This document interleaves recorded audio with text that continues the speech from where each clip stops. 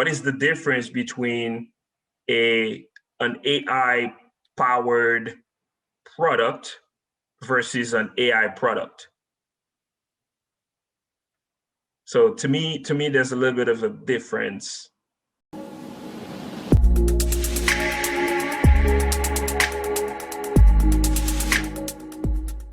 This episode of Ken's Nearest Neighbors is brought to you by Pandio. More on them in a little. This week, I had the pleasure of speaking with Greg Coquillo. Born and raised in Haiti, Greg is an industrial engineer with a master's degree in engineering management. He's been leveraging data to solve complex business challenges in operations, supply chain, and quality, also in project management. After 8 years of applying Lean Six Sigma and continuous improvement, Greg recently transitioned to a big tech company where he works with data scientists and uses AI to positively impact the lives of millions of customers. Greg's motto is to let curiosity be your fuel for growth. In this interview, we talk about Greg's experience growing up in Haiti, his thoughts on project management in AI and data science, and how he expects AI to impact countries like Haiti in the future. I hope you enjoy the episode. So Greg, thank you so much for coming on the Ken's Nearest Neighbors podcast. You have such a cool background, an interesting origin story in Haiti.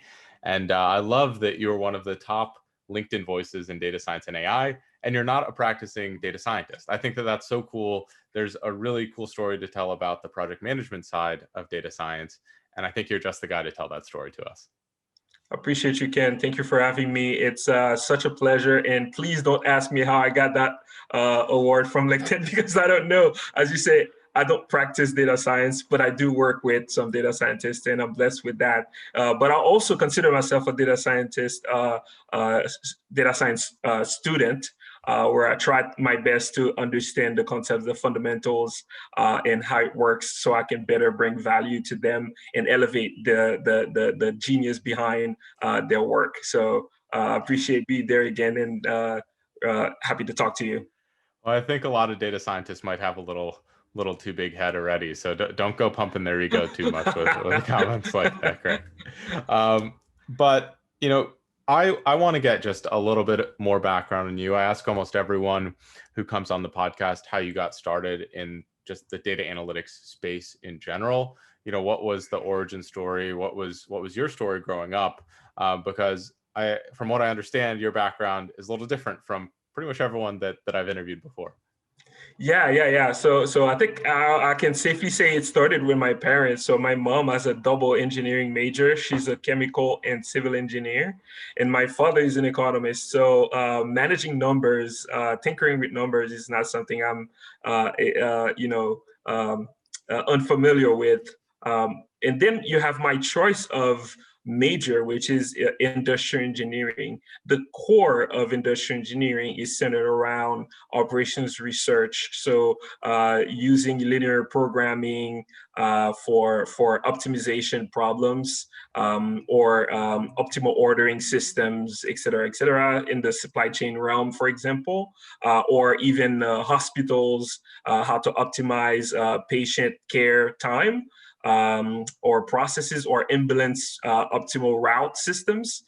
So it's that's the core of my major, and then you have everything else around that. That's having to take different engineering classes, whether it's chemical, core chemical classes, core mechanical classes, materials engineering classes, and things like that. My master's is centered around supply chain and also business. So there I was kind of, tinkering with optimization use cases, but more focused on business. Say, for example, if you have a business and you're trying to decide what is the pricing strategy that you want to apply for that business. So you would run some optimizational simulation to see where you want to stand with regards to competition.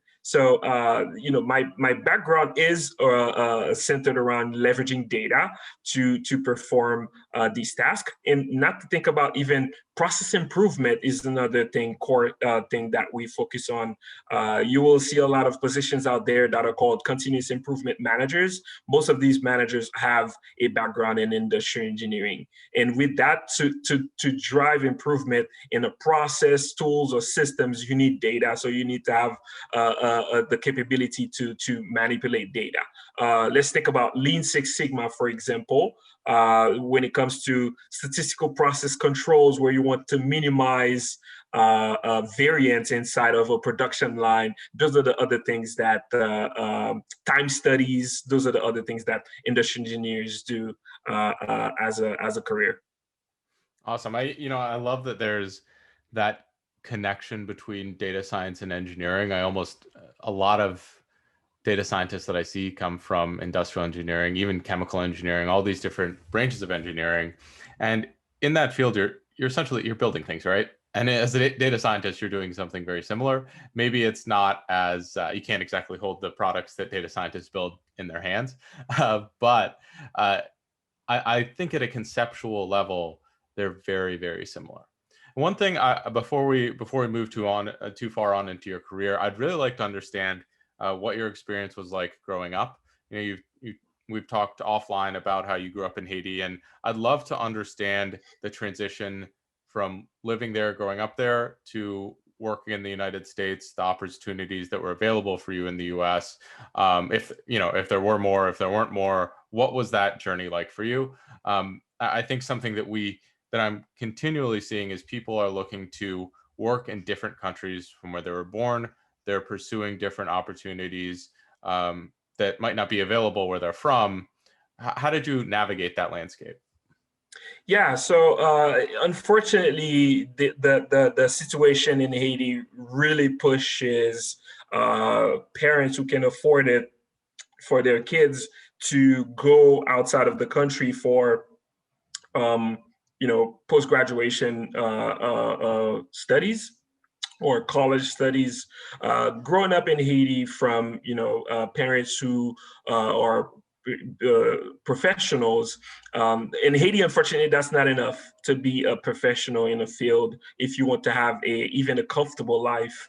And you have to have even side businesses. You have to have a business that can support your family and things like that. So that's what my parents did. Even though my mom has a double major, she was a professor.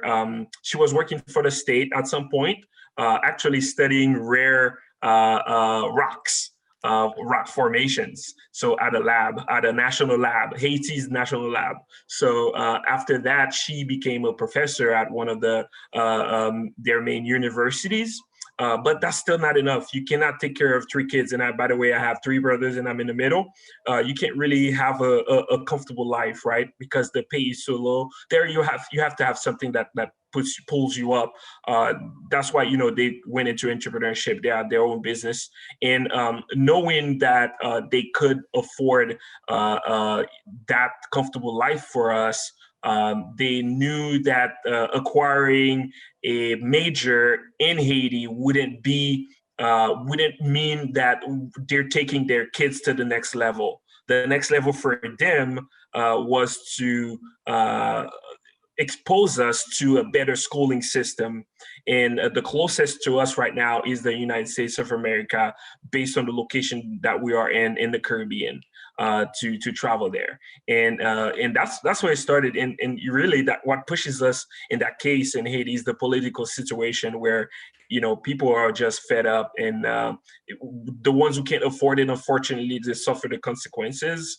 And the ones who can afford to go to another country, even in Europe, France is another country that receives a lot of Haitians post, high school graduation, and to continue their studies. And that's how, all three of us, we went to the U.S.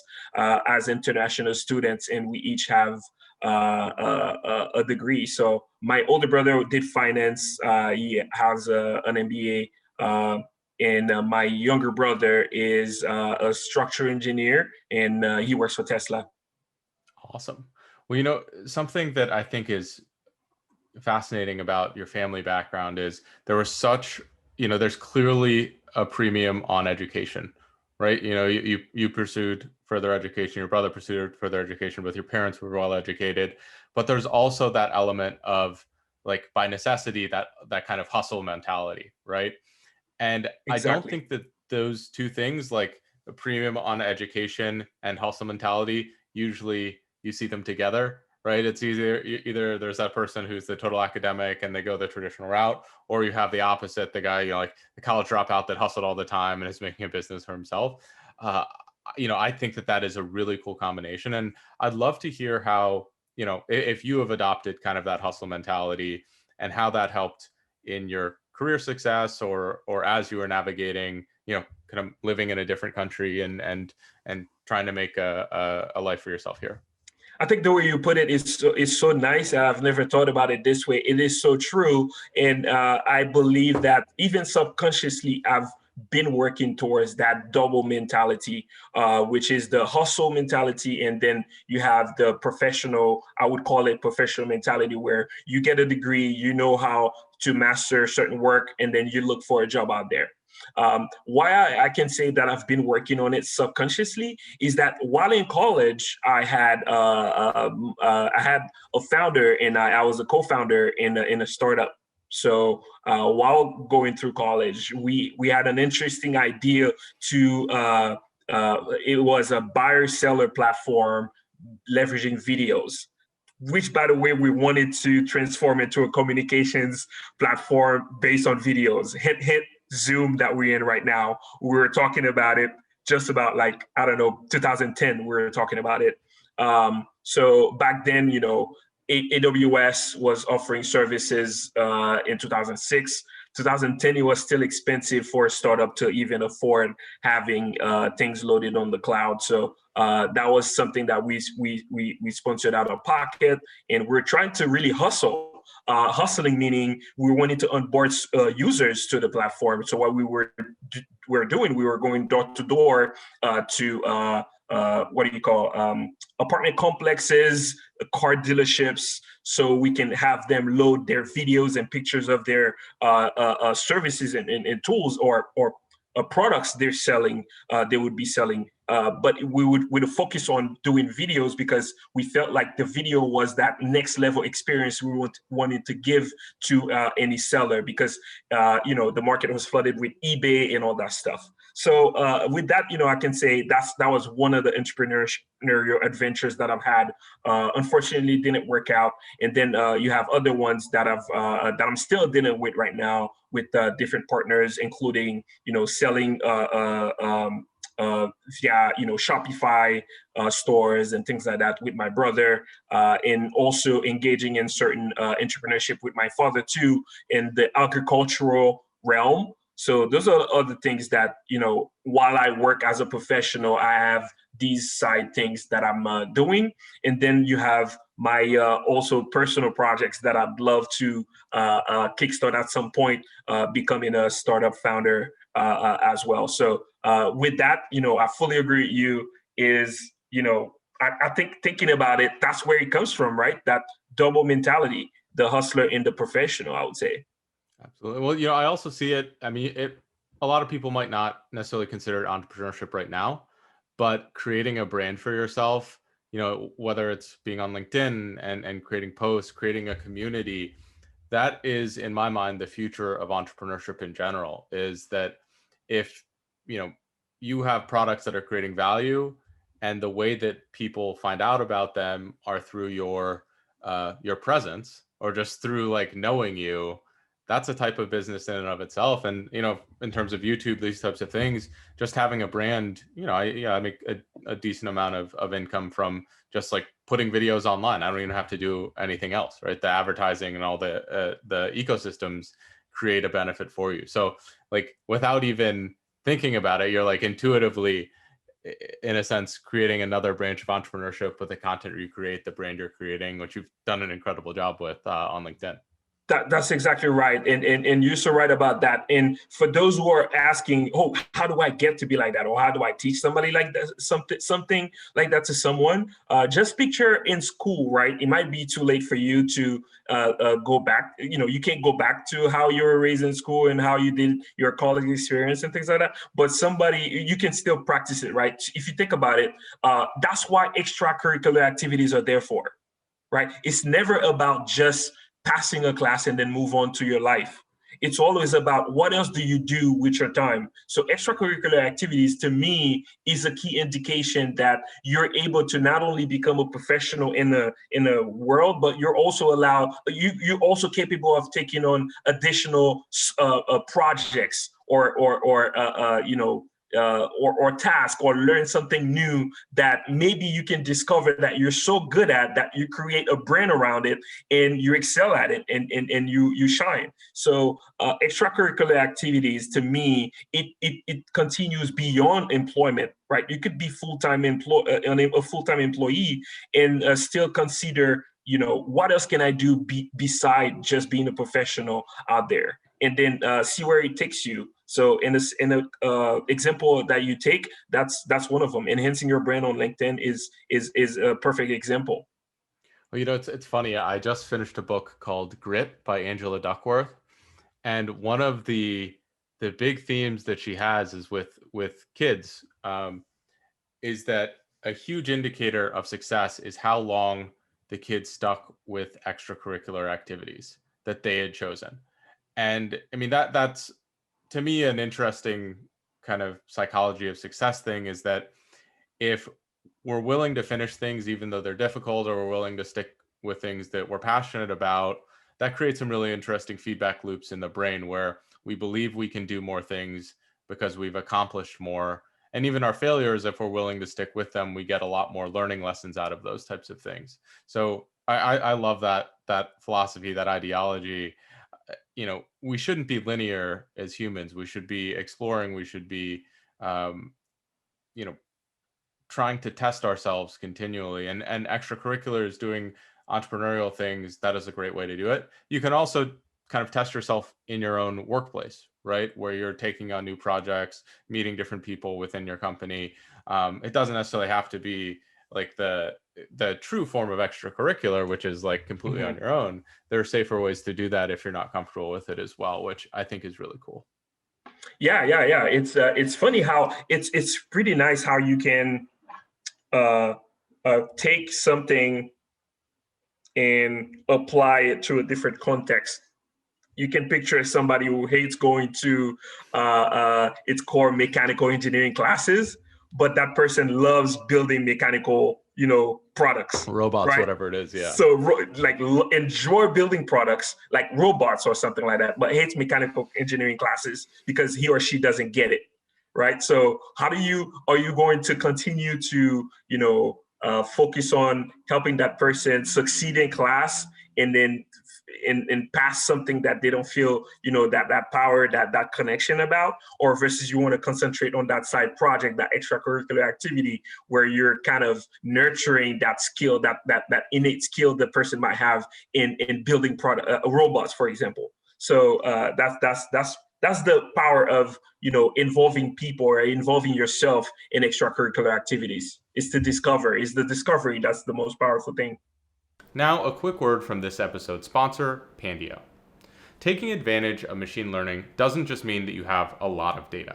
It means that you have the ability to access, to query, and to move that data in a seamless manner across your enterprise.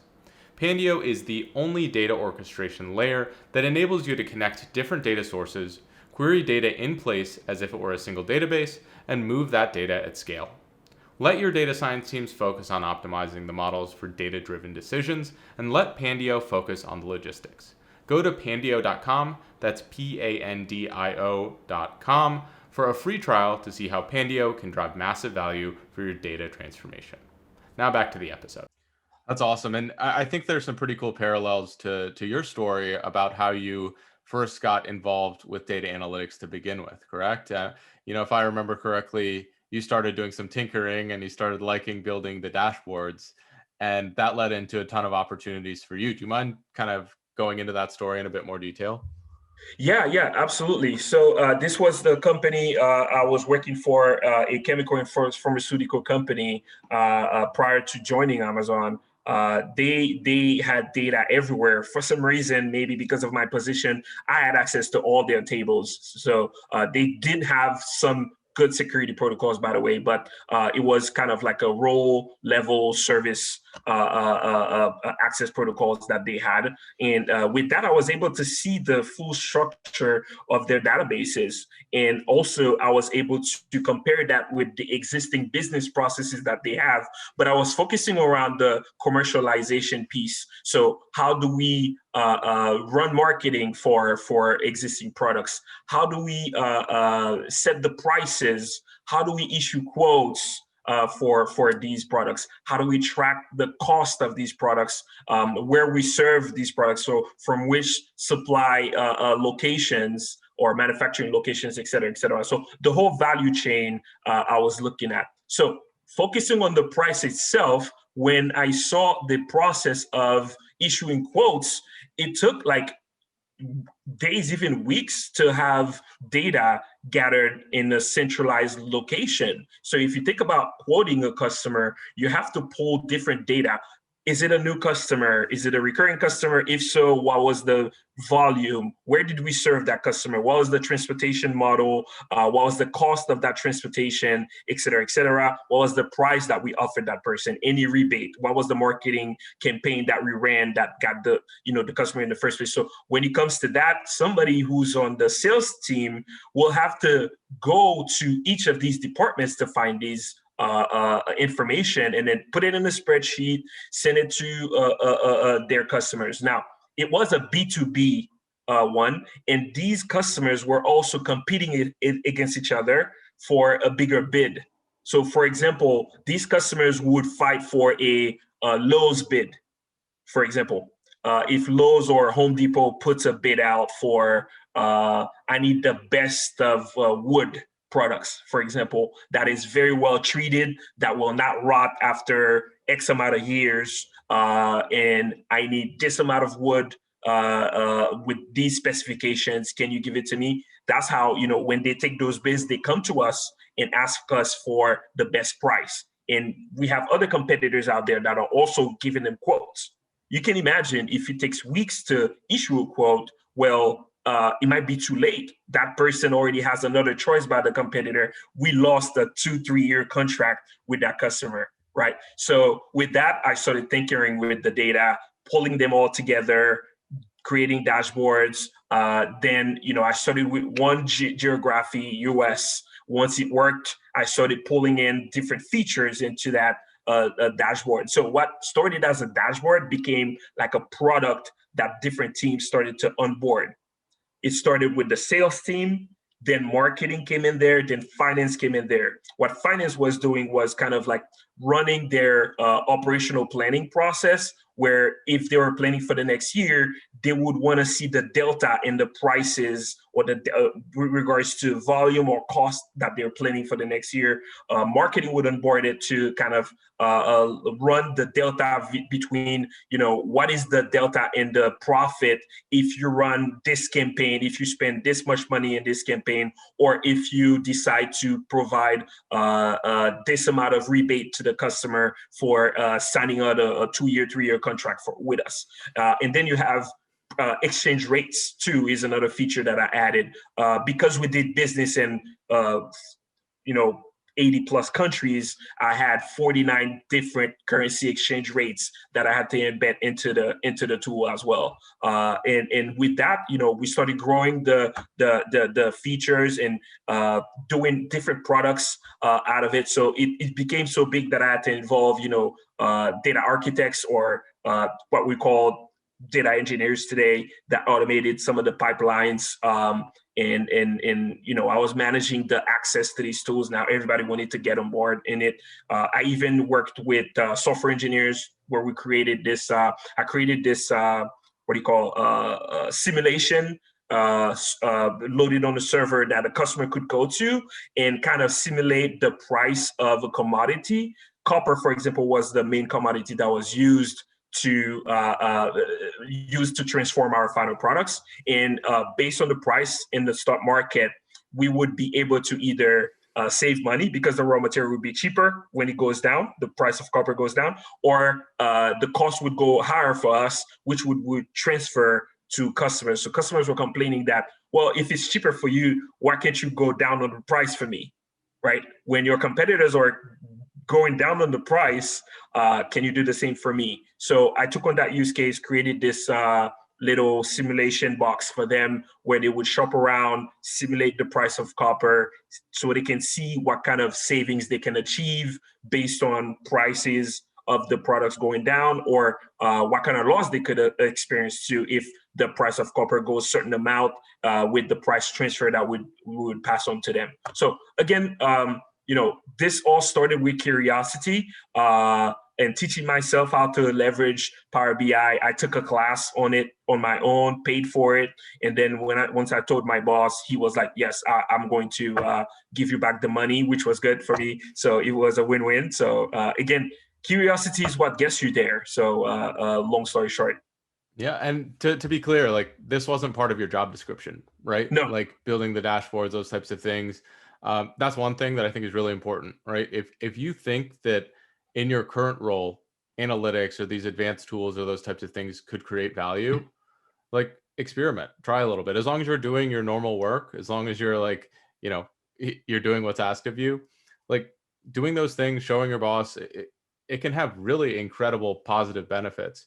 The other thing is that a lot of companies they're excited about, personal development or career development for you. And there's plenty of programs where people or companies are willing to pay for online classes, whatever that might be. So definitely ask about those things. I think a lot of people realize that that's not something that's relevant. And, I released a video, it's going to come out this Friday, but this podcast will come out after that video. So it's going to be about how to go from a data analyst to a data scientist role. And like, that's one of the best things you can do is get free education on how to become a data scientist through your company, right? A lot of companies will really pay for it. So I'll link that video and stuff as well. But, those are two things that I really loved that came out of that. So after that experience, I'd love to hear more about how you transitioned into kind of project manager role for AI products, for machine learning projects. Like, what was the learning curve there? What did you have to do to break into that career path? It's all connected to one thing, right? Wanting to do something extra than what you were hired for, right? So you could see that, working for the company I was mentioning before, I went above just my regular, beyond just my regular responsibilities to learn Power BI, create new products with the team, create value by creating these new products. Same thing. So I was brought in at Amazon. Right now, you could see my title on LinkedIn that says Globalization Risk or Program Manager. Today, because I look beyond just my responsibility, I'm able to look at business processes, identify gaps, and surface ideas for next steps. So certain business processes might require automation. And what does that automation look like? Does it require an existing systems? Is that system based on AI or not? In my case, I happen to surface some gaps that would require automation for improvement or for scalability that would require AI-based products. So with that, it's all about pitching an idea and getting alignment. And next thing you know now, most of my work is centered around onboarding new technology or creating new technology for my department.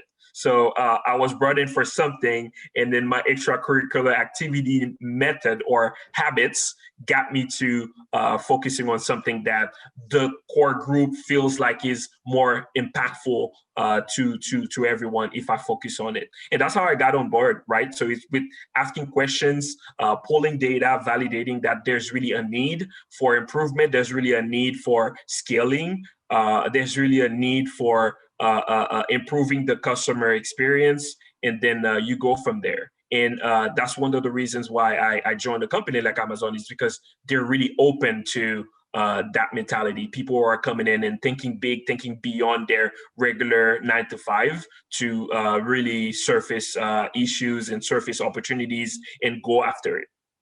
That's awesome. And, I'd love to get into maybe some of the more specifics of managing AI projects. I mean, that's something that as a data scientist, I really struggled with. And now as, like someone who leads data teams, something I still struggle with is, how do you scope an AI project? How do you create timelines? How do you create estimations around these things? Because data science, it doesn't fit as neatly into timelines in my mind as like a software engineering project, because the data exploration can, in theory, be infinite, right? In terms of a time frame, there's so many things that can expand beyond scope or beyond expectations. How do you manage those things in a project like that? So long story short, treat a data science project like any project.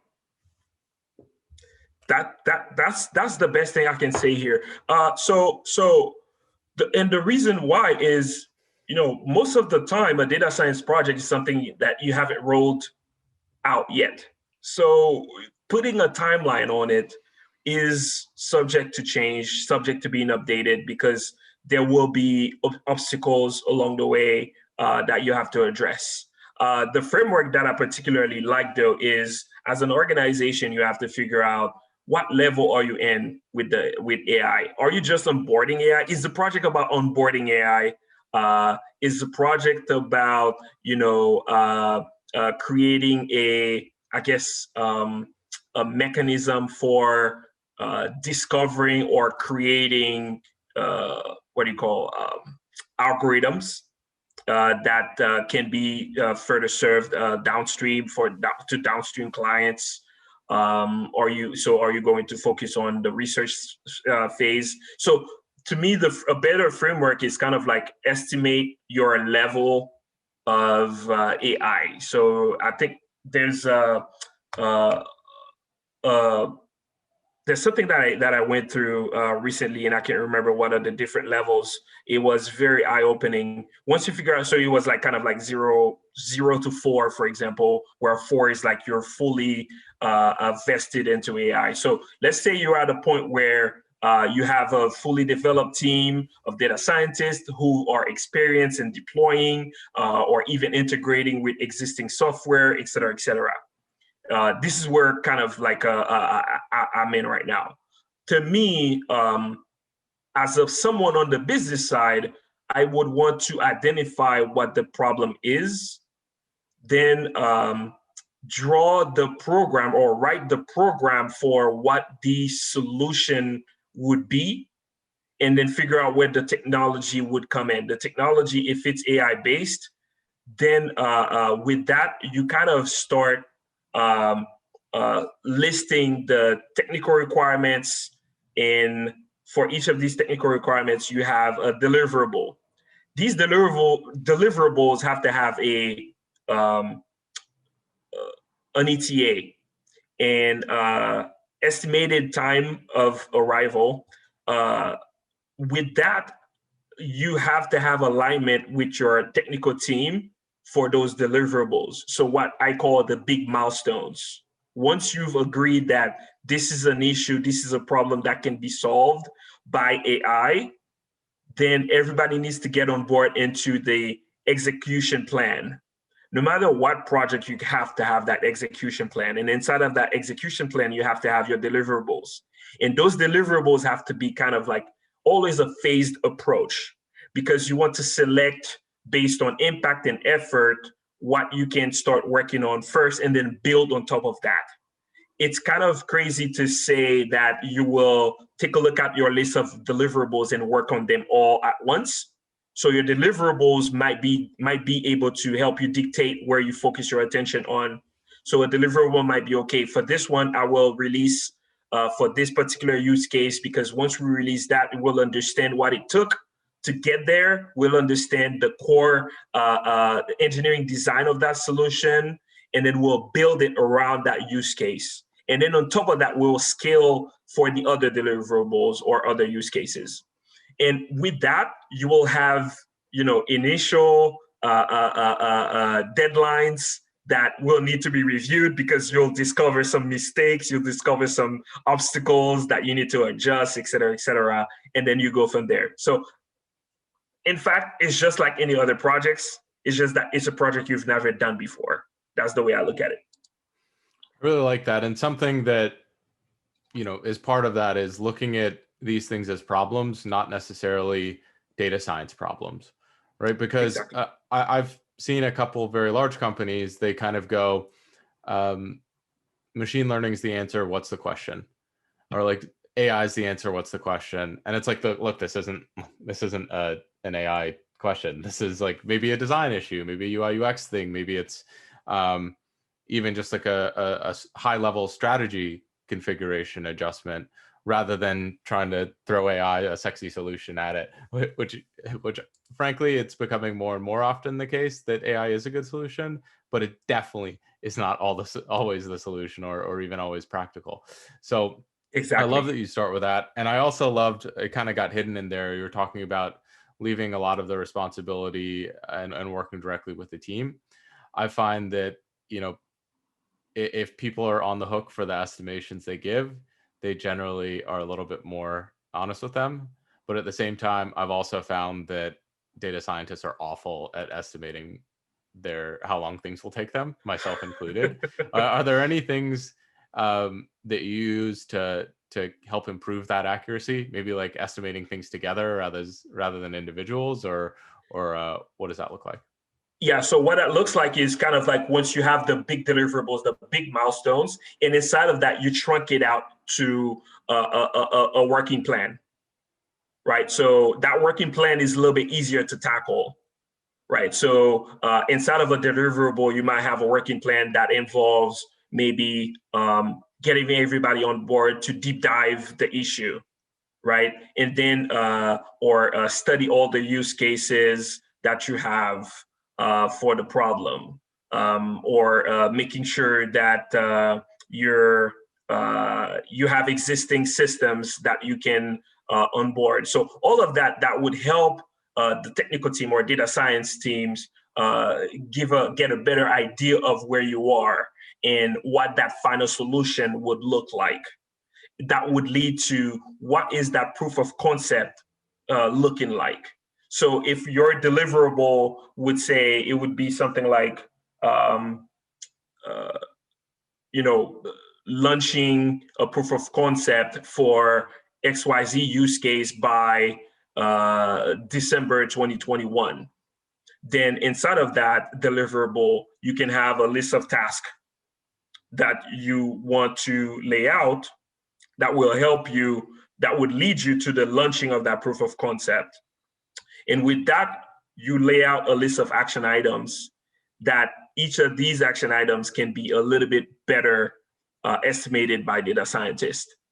Instead of just estimating when the whole full list of deliverables can be completed, you're going to have a hard time for that one. Right. True. Then again, even inside of that deliverable, you'll have some obstacles, maybe during the deep dive. And by the way, a lot of people are not talking about that often in the data science world, or at least I don't see it. Business understanding is gruesome. It can take months. So business understanding takes gathering data too. And people shouldn't confuse data collection for training in the ML with data collection for business understanding. It's a very gruesome process, and that's what's going to give you a better idea of what this final solution looks like. So for that deliverable itself, you have to truncate it into actionable items that you can put your finger on a little bit easier, or that the data scientists can put their finger on a little bit easier. So if your plan is to launch in December, you can kind of estimate when you would want to have the full engineering design of that product, right? So, and then you want to have time for testing, user acceptance testings, and then fully launching the product and stuff like that. So to me, truncating and detailing that truncation is probably the best way to make it easy for data science teams to estimate deadlines. I really like that. I mean, that's something that I often forget about as well, is like, oh, I'm learning this as I go. And it's like, sometimes it pays to do a lot of upfront research about the problem you're trying to solve. I really, really enjoy that. Before we move on, I'd love to get your thoughts for anyone that would like to move into a data science project management role. What would you recommend they do? What are the practical steps they can take to try and land that position, that they might not have seen before? Yeah, it depends on the culture of the company that they are in, right? So they can they can identify a problem at work and uh, work on, picture or write the program for what that final solution will look like, and validate whether the AI solution is for them. Again, it's all about perspective, is to take a look at AI as a tool that helps you improve an existing process, um, or that can help you go after new opportunities. And with that, I would say if you have room to explore problems inside of your organization, then kind of surface out the ones that are more viable for an AI solution, and then make a proposition to your managers. There are companies who are more open to that than others, so you'd have to figure that one out. And then if you're not part of an organization yet, another thing you could do is, even if you're part of an organization, is start getting training in certain materials. I'll tell you one class I just purchased recently. Goodness, I want to make sure I say her name because I want people to start getting it if they're not doing it yet. So it is a data. I'm sorry, I'll give you the name right now. The Product Management for AI and Data Science course 2021, and the teacher is Danielle Tay. Oh yeah, that's a 365 data science course. That's correct. Yeah, I'll leave a link to my discount code for 365 data science in the description. Yeah, she's a rock star. Yeah, she's a rock star. So I purchased the class recently. I started going through it. Again, this is another one that gives me a skill for project management for AI tools. So that's another reference I can give you to get started. Once you take a class like that, you'll have a good idea of, what does a product manager do, and a lot of that is project management on top of releasing features for a product or drawing the roadmap for a product. And you also, I believe, what I'm looking forward to capture there too is, what is the difference between an AI powered product versus an AI product? So to me, there's a little bit of a difference. An AI powered product to me could be like a watch, a smart watch, could be AI powered. If you want to make it AI powered, you could add a new feature there that kind of, for example, analyzes your heart rate and makes a prediction on when you should take a break or when you should slow down, when you should get up and move around, something like that. An AI product is probably it's a product to me that is built entirely using AI. It could be like a translation tool, for example, a state-of-the-art translation tool that you have that translates documents, for example, where you go on the server, you put a paragraph in there and it spits out, it returns an output for you that you find useful for your business. To me, that's an AI product. Yeah, I think for me, something that could be a fun way to simplify that is AI powered products leverage AI products and make Exactly. them consumer facing or whatever that might be. Exactly.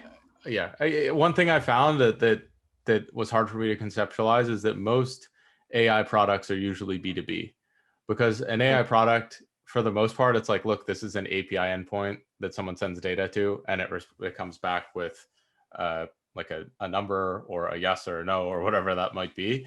And AI products are, when you aggregate them, they're so cool in powering AI, like powering other tools. So it's a fun kind of connection that's created there. Exactly. You got it. So with that, hopefully I answered your question about, what do you do to kind of learn? It's so new. There's really no set in stone framework for learning to become a project manager for AI tools or AI products or AI powered products. It's just you just have to get your hands dirty and do some research and start learning certain things and go from there. At the end of the day, the core project management skills don't change. Yeah, and there's something I really want to highlight there, is that if you're training to be a data scientist, right, it's frankly a little bit easier to get your hands dirty with projects, because project managers, you kind of have to manage somebody for the most part, right? If you want to break into a project management role, I've held product ownership roles before, which is like kind of an extension of project management. There's a couple options you have. So courses, certificates for project managers, they hold a little bit more weight because it's harder to show those skills in a true project, right? In data science, it's like, I'd rather see you build something than see the certificates you've done. But it's really hard to build something again as an individual project manager. So the courses, the learning, the outside learning has more weight. The other thing you can do is look for these opportunities wherever you can get them, whether it's volunteering for a nonprofit, whether you're taking leadership in a club at your school, whether you're involved in a community and you're putting together a product or an offering for that community. Like, you can still get this experience. It's just a little bit more difficult than a data scientist, because there isn't like plentiful opportunity to manage people compared to the amount of data that's out there. So I think that differentiation, at least from my perspective, is really, really important, because, I get asked fairly frequently, like, I want to be a data science project manager. How do I start? And I'm like, well, my data science advice isn't exactly going to apply.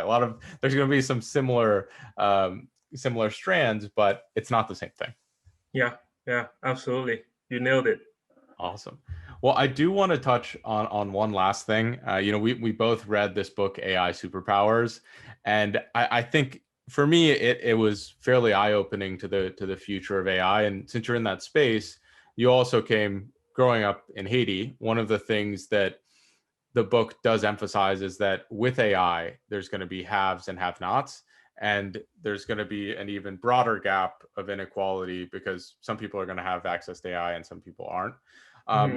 My question is, in terms of your background growing up relating to Haiti, what benefits do you think AI could have for that country, but also what drawbacks could there be associated with the growth of AI? Could it perpetuate inequality more? What are some of future visions associated with that? Yeah. So for me, my biggest fear could be also the biggest opportunity, right? Biggest fear is in a sense of, are we also thinking about the underserved? How are we thinking about AI? Is it to focus on, if it's going to be at the hand of people who have resources, or they're going to only serve their needs and not think about how to leverage that to close the gap for the ones that are already behind? And the fear there is that the gap that already existed cross country will only be wider. So where, in a sense of, countries will be further ahead than others. So there was this gap, then the gap becomes like this kind of thing in terms of technology capabilities and things like that.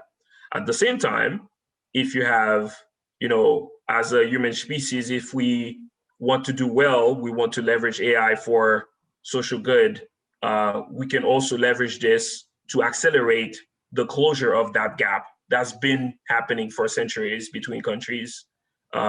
One thing that I see for Haiti, for example, is help Haiti close the educational gap. So nowadays, countries like this are more open to online trainings, on-device training. It doesn't have to be just sitting in a classroom to learn something, et cetera, et cetera. So in this case, how can we leverage AI for education? And another impact too that would be good for countries like Haiti is how can we leverage AI for agriculture and distribution too. One of the biggest issues that we have over there right now is even though the agriculture is not a strong point, but for the existing piece, can we have an infrastructure that helps us distribute what we already have?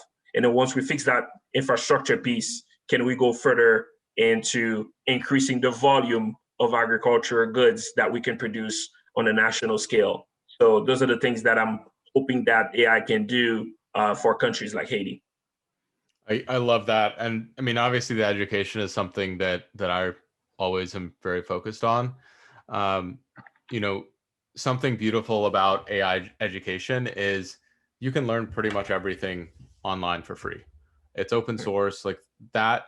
I mean, you need a computer or you need a cell phone, but I would argue that almost everyone in the world now has access to, or that's a false statement, but significantly more people than before have access to a cell phone technology, those types of things. And to me, there's tremendous power in just knowing that you have those resources available. And in some ways, technology is a great equalizer because it's more and more about what you can do than about where you're from or the experience you've had. If you build an incredible thing online, you're going to get recognition and someone's probably going to hire you, frankly. Right. And to me, especially in countries that are lagging in resources or opportunity, a new internet economy, new AI economy, it doesn't level the playing field, but in some ways, education-wise, it 100% makes these things accessible when they weren't before. So I'm excited for that aspect. I'm a little scared about some of the other the scarier inequality type things, but I also think that the larger inequality issues with relating to like employment and those types of things are going to happen after the positive benefits of new information and more efficiencies at with resources and those types of things happen. So my hope is that we learn enough in the short term and create enough positive systems with that medium kind of burst of AI technology that we can figure out the real scary stuff when the time comes. Absolutely, absolutely. And you bring up a great point. My hope is that, while we talk about, or a lot of people are concerned about job elimination, we're hoping also a lot of people are banking on this, that it will also create a lot of jobs that would kind of like create a level playing field, more or less. And with that, that would require a lot of the, population retraining as well. That should come with that. So appreciate it. Excellent. And so my last thing for you, I know we're a little bit over time, I hope that's okay, is that I like to leave the floor open to anyone I bring on to talk about something they care about, any final words of advice, anything you really want to talk about. You've got a couple minutes to kind of speak your mind. You can tell people where to find you, anything like that. Yeah. So for me, I really value the entrepreneurial piece. While I'm there at Amazon, I do have a short-term to long-term goal. I want to become an official product manager for AI products for sure. And while I do that, I'd like to focus on the idea of a startup. Now, I kind of don't want to say that I want it to be AI-based startup. It doesn't have to be like that. I don't want to fall under the hype, but yeah, I'm hoping one day I can act on that. But my child project right now that I really want to act on is start bringing AI-based startups to a platform that I want to build and load those sessions with these startups onto YouTube for people to consume. If you want to have a better visibility on what are they doing, what kind of employees they'd like to hire, or candidates they like to hire. What are the tools? What are the customers they serve? Why? What is the cause they're fighting? Talking about general, startup metrics, and things like that. I'd love to kick that off. If there's anything that I'd like to launch for now, is that. And any of you out there who has an idea on how to get that started, hint, Mr. Kenji, who already has a YouTube channel. I'm happy to get some learnings from you, because I want to get that platform going to serve the consumers. Absolutely. Yeah. Happy to help in any way I can. Appreciate it. Thank you. Perfect. Thank you so much for coming on. I really enjoyed this, and I think people are gonna really hit it off with this episode. Thank you so much, Kenny. It was a pleasure being there.